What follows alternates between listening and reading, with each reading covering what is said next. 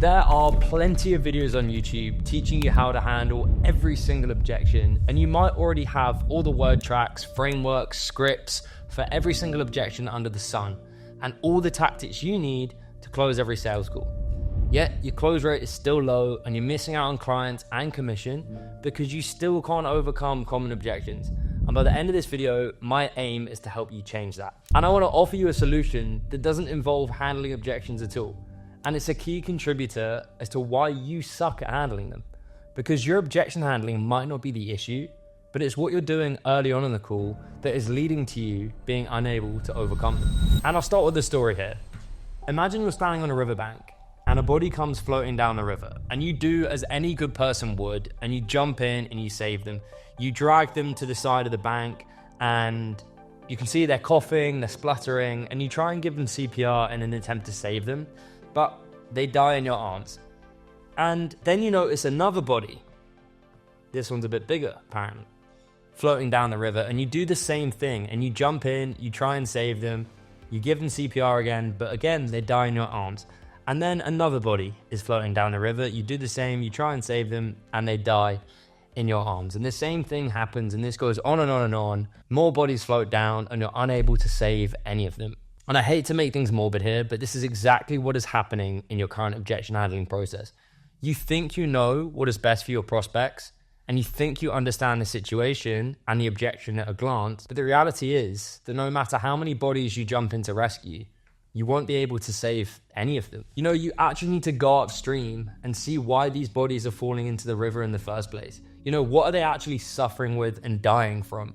You might not be able to present them or prevent them from actually falling in the first place and floating down the river, but when they show up downstream, you'll then be able to, better help them, and you know actually what the problem is. Because in this situation, maybe they've all been stung by bees, right? And they're allergic, and they're jumping in the water to get away from those bees, but they're allergic, so they're having a reaction, and as they float further downstream, the reaction's happening, and that is actually what's causing them to die. So when you drag them out, you want to give them the medication for the bee sting, because that's what actually would save them, and not the CPR. And I know this is a bit far-fetched, but I'm hoping it helps you understand what's going on in your objection handling, because this is what's happening in your sales calls. You're getting the same objection and you're applying the same solution to all of them without going upstream and having a good understanding of them. And by upstream in your sales calls, this is really your discovery. You need to be having a better discovery and truly understanding your prospects in order to save them and sell them.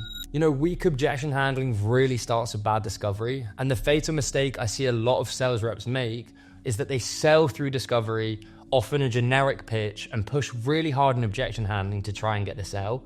But as you know, this does not work. The whole point of running a good discovery is to understand our prospect's current situation, their pain, their problems, their desires, their goals, and why they want to get there.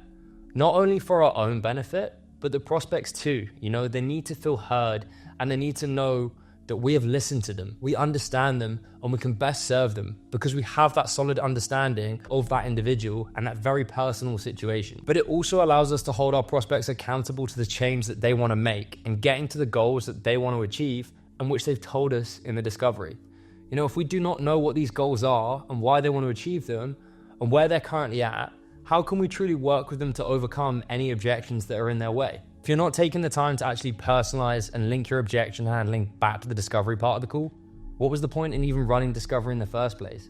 You might as well have got that prospect on a call, jumped straight into pitching them, and then straight into handling any objections, which I'm sure you'll agree with me would be stupid, yet many of you are subconsciously doing this. And it's the same as imagining you walked into a doctor's office, and before you even sat down in that chair and explained what the problem was, you were handed a prescription. Here you go, this is going to solve your problems. Are you really going to trust that medication that is going to fix whatever problem you have? You haven't even told the doctor what is actually going on. Same applies in your sales calls. You need to take time in discovery to truly understand your prospects. And only once you do, are you in a strong position to pitch them and then handle any objections. Otherwise, you're just fighting a losing battle, and no amount of objection handling training can save you. You're pulling these bodies out of the river with absolutely no chance in saving them.